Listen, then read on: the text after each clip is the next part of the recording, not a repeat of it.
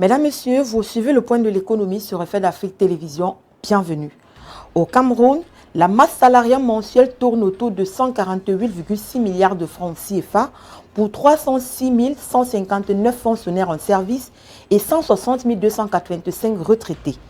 Ces chiffres ont été communiqués à l'Assemblée nationale le 19 juin dernier par le ministre de la Fonction publique et de la Réforme administrative Joseph Lay, dans un contexte où le gouvernement cherche à mieux maîtriser les effectifs de l'État et le poids de la masse salariale. Le ministre Joseph Lay a souligné par ailleurs que pour mieux contrôler l'effectif de la fonction publique, l'État camerounais mise sur la plateforme Aigle qui gère déjà les carrières de 376 000 agents depuis janvier 2025.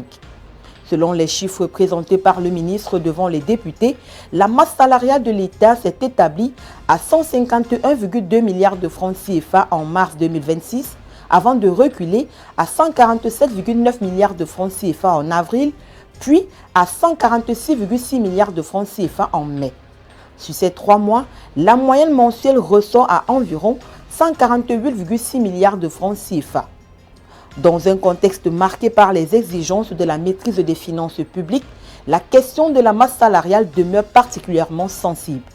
Les États membres de la Communauté économique et monétaire de l'Afrique centrale sont en effet soumis à un critère de convergence limitant les dépenses de personnel à 35% des recettes fiscales. Pour le Cameroun, le respect de cet objectif reste un défi permanent, notamment en raison de l'augmentation progressive des effectifs des avancements de carrière, des régularisations administratives et du règlement progressif de certains engagements salariaux accumulés au fil des années. Parlons du désaccord qui oppose le Cameroun au Tchad sur le tracé du corridor ferroviaire devant relier les deux pays. Alors que le Cameroun propose un tracé ferroviaire passant par le Grand Nord, reliant les zones septentrionales du pays au Tchad, les autorités tchadiennes privilégient une alternative passant par le sud du pays avec une orientation vers les zones agricoles et économiques afin d'optimiser l'impact du projet sur le territoire national. Les autorités camerounaises indiquent que le tracé proposé ne constitue pas une décision finale. Le processus prévoit des consultations techniques entre les deux États afin d'harmoniser les positions. La validation finale du corridor ferroviaire dépendra d'un accord entre les chefs d'État du Cameroun et du Tchad, seuls habilités à arbitrer le choix du tracé et les modalités de mise en œuvre du projet. Le coût global est estimé à plus de 4 000 milliards de francs CFA selon les projections issues des études de faisabilité et des partenaires institutionnels.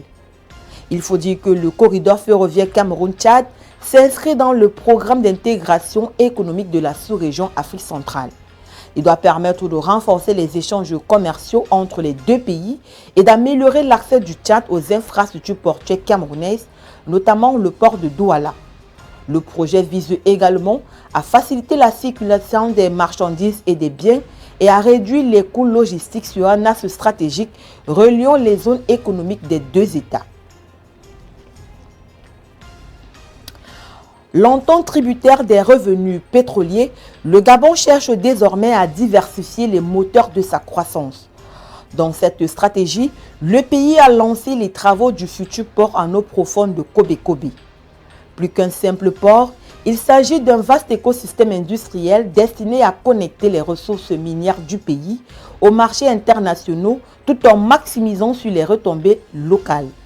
Situé sur la façade atlantique dans la province de l'Estuaire, le futur port en eau profonde bénéficiera d'un tirant d'eau estimé entre 14 et 16 mètres, lui permettant d'accueillir des navires de très grande capacité. Une caractéristique qui devrait renforcer considérablement la compétitivité logistique du Gabon dans un contexte de concurrence accrue entre les infrastructures portuaires d'Afrique centrale. Au-delà des infrastructures, l'un des principaux enjeux demeure l'impact social et économique du projet. Selon les estimations avancées, le complexe pourrait générer jusqu'à 160 000 emplois directs et indirects au cours de son développement.